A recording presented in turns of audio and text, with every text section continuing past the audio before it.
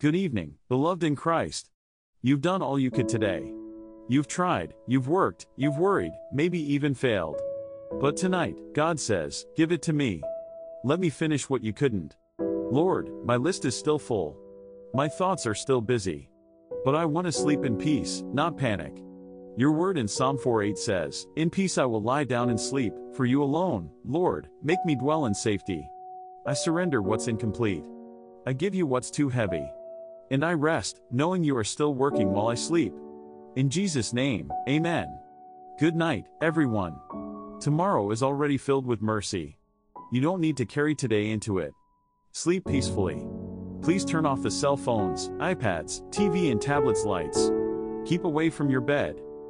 Trust Him. Have faith in Him.